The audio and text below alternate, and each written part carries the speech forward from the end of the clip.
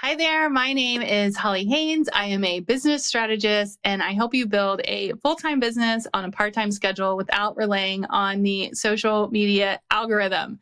And this episode is super special. It's number 444, wink, wink. And we're diving into the concept of soulful strategy and really talking about how strategy is more than just checklists and goals and how it's about aligning your business with core values and your deepest purpose.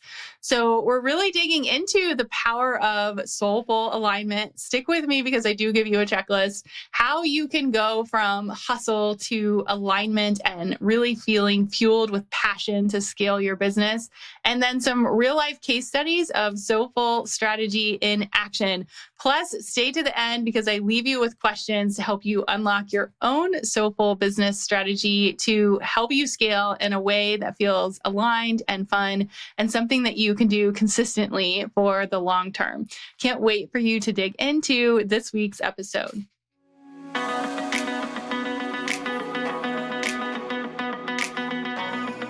In this week's Friday Pep Talk, we are talking about the soulful side of business strategy. And I always say this every time I talk about this topic. I'm like, if you would have asked me 4 years ago if I would be talking about this, I'm like, no way, no way. But I don't know about you, but in case you pay attention to numbers, this episode is actually number 444. So that's where the title of this podcast came from. And we're going to dig into this a little bit. So as we were planning our podcast topics this month, I came across this theme, ironically, as this number was coming up because we're in retreat planning season. So we're getting ready to plan our fall retreat for the mastermind. And one of our retreats is called Strategy and Soul. And it's super fun because the key to retreats is the experience. And the experience is not a guide. It's not a fancy strategy. It's a feeling, right? Like it's not a checklist. It's a feeling. So for some of you who know our retreats, you might remember the Strategy and Soul retreat takes place every fall. And so we're trying to figure out how to incorporate this into our next retreat. But that's honestly where all this came from, because when I was thinking about retreats and then I looked at the number of this podcast episode, I was like, oh, I have to talk about this. Like the universe is telling me. So stick with me. This isn't as woo as it sounds, but there is some strategy involved. So as an example, I really pay attention to angel numbers. And I find when I need a little bit of a boost, or I'm just asking hey, am I on the right track? I start to see things that tell me if I'm on the right track. And one of them is numbers. So the number 4 specifically symbolizes stability, security, and a strong foundation. And for me, that's exactly what I hear when I think of the word strategy. And honestly, most of the angel numbers that I see are 444 or 555. So I'm just curious if you guys notice this when you're sort of planning things or taking a step in a different direction. Do you believe in this? I'm super curious. But for me, it's the goals that you set, the plans that you make, the execution, that's what turns things into reality. So when I see 444, I'm like, yes, I'm on the right track, right? It's just a little sign. So this part, I would say, of strategy is the part of the business that most entrepreneurs are most comfortable with, right? We like a checklist, we like a well-defined target market, a clear roadmap to success, a niche, we talk about all these things. But here's the thing. There is a soulful, less masculine form of strategy, and most people miss it. And this is something that I've talked about for a while. So if you go back to episode 286, almost 200 episodes ago, which is crazy, we did a 5-part series on this. So if you're into this, go back and listen to that because we talk about this quite a bit. But I think it's really important to combine both, combine the masculine and the feminine side of it, because that's where you feel most aligned and most people miss it. So when I first started my business, I was all about the strategy, right? That's what I knew. That's what I was comfortable with. I was heads down. I'm going to launch the thing. I'm going to put the thing out there. And I forgot about the soul piece. And I would argue that the soulful side of business strategy is just as important as goal setting and execution. So if you're still with me and I didn't scare you away with numbers, let's talk about what does the soulful side actually mean? And to me, it means it's connecting with your deeper purpose, right? So your unique gifts, the values that drive you, it's about understanding what truly lights you up in your business and thinking about like, what's the impact that I actually want to create? Like, why am I actually doing this? And here's why it matters, because when your strategy aligns with your soul, I feel like it just radiates in everything that you do. Like you can see if you're watching this on our YouTube channel that I'm like really excited about this and I'm talking by myself in my office with nobody watching and I'm like waving my hands like this is very in alignment with what I like to do. So your audience sees your passion, they see your mission, they feel your mission, and then your business then thrives in a way that feels really good on a deeper level. So if you're like, okay, well, like, how do I actually do this? Let's unpack the Soulful strategy just a little bit with some real life examples. I always like a good case study. So let's like talk about it. So for me, I can see when someone is in alignment with the soulful side of strategy, when you see a business owner like glow online, right? So I would argue that like you're watching a reel or you're seeing them talk about, this happens with some of my clients. I see them talk about like a launch that they're excited about or like a new product. And that's because their content resonates with their message. It feels genuine and you can't help but be excited for them, right? That's the power of soulful alignment. So let's use an example. When I first started Crush the Rush, it was all just like, get it done, get it done, get it done, get it out there, get it out there, get it out there, write the blog, launch the course, build the email list. And, you know, I was working full time at the time and our first course, I've told this story before, like flopped. And I just kept thinking like, this cannot be sustainable. And I need to feel better because I can't do this forever. I was doing the things and maybe you can relate, but it just felt so empty because my content felt super forced. Maybe you felt that way too. And I wasn't connecting with my audience. Maybe you also felt that way. Like no one was responding. And I wasn't responding either. I was like, this does not feel right. And then something shifted. I started to ask myself these like soul searching questions. So I want you to ask yourself, like, what truly lights you up in your business? And how can you do more of that? We talked about that a little bit last week. And then, you know, what is the impact that you want to create? Sometimes we get straight to like launching the darn thing and we forget, like, what is our actual mission? Like, what do we want to create? What is the impact?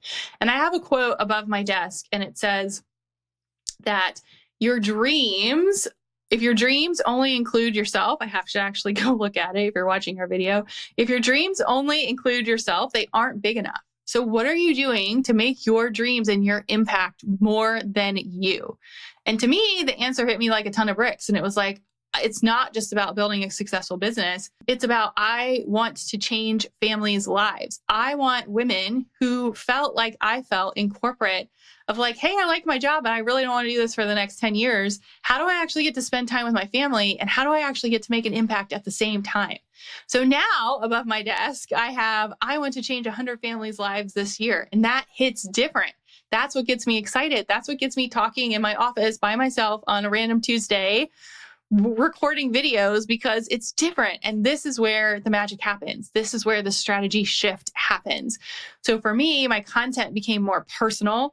I recently have really talked about like my struggles and my triumphs and how I shifted from hosting, you know, a course, which didn't do well, to mastermind groups and retreats and creating space for connection and growth. And guess what? You all responded. You responded because you saw the excitement in my voice. You could hear the passion, and that's driven everything since. So another example, let's pretend you're a graphic designer, right? Let's do another case study. Maybe your core value is creativity and your unique gift is really visually stunning designs. So how can you integrate that soulful piece into your strategy? So maybe instead of offering generic design services, you niche down and you focus on businesses that have really bold, bright, creative visuals. And you create a portfolio that showcases your unique style. And you write blog posts. We talk about content all the time about the power of design and storytelling. And suddenly you're attracting clients who are the perfect fit because it's an extension of you, right? It's an extension of that like bright, bold, creative visual that feels different. So if you are feeling stuck, especially in this season, what if you took a look at your soulful strategy?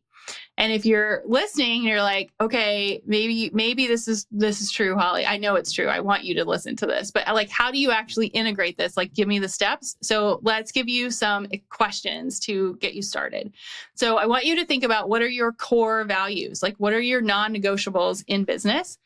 What is your unique gift? Like, going back to that, like, bold design, like, what's something like of a special talent or perspective that you can offer the world? I would argue that one of mine is like bringing people together. Like, I love doing the retreats. I love brainstorming and masterminding. Like, that's so fun for me. And then last but not least, like, what impact do you want to create? Like, what kind of impact do you want to create so that your goal is bigger than just you, right? Like, how can you impact the lives of your clients or your community? And I feel like, I know, if you slow down to align your strategy with your soul, you're going to discover this like whole new passion for your business. And I've shared my story a little bit, but I really wanted to create a community where I could connect with you in real life and in person and make an impact for our family and your family. And honestly, that's where our whole product suite came from. And it looks different than anyone else has created because it's my like soulful thoughts. So my question is, what are yours? And the key takeaway in this is, when your strategy aligns with your soul, it's not about the bottom line. It's about creating a business that feels true to you and resonates with your ideal clients. And it's about building something where you can sit in a room like I am right now and talk about it to no one and be just as excited as if you were talking about it in a room with, 500 people. So it's just a reminder that the soulful side of business isn't this like fluffy woo concept. Like, it's a super powerful tool that can really take you from the grind and being stuck into something you're really excited and passionate about. So again, I want you to think about, what are your core values? What are your unique gifts? And what impact do you want to make? And then just think about, what is your current business strategy? Does it align with your soul? And where are these areas that you can inject more passion and more fun? We've been talking about that a lot lately. And then, what are some soulful wins that you've had lately? Like, what feels good? What's worked well? And how can you do more of that? And one of the questions that I get a lot in the summer is, it just feels harder. It feels slower. And so I'm challenging you to flip the model. Like, let's bring out that like soulful side of business strategy. Business is not always easy, and it's okay for it to be hard, but it should be aligned. Like, it should be aligned with your values and your outcome. So if you're ready to infuse your business with some soul, I'd love to hear your thoughts on this episode and what soulful activities you can infuse in your business plan. And don't forget to go back and listen to our 5-part strategy and soul series. It's episodes 286. And I can't wait to see what you do with this little challenge.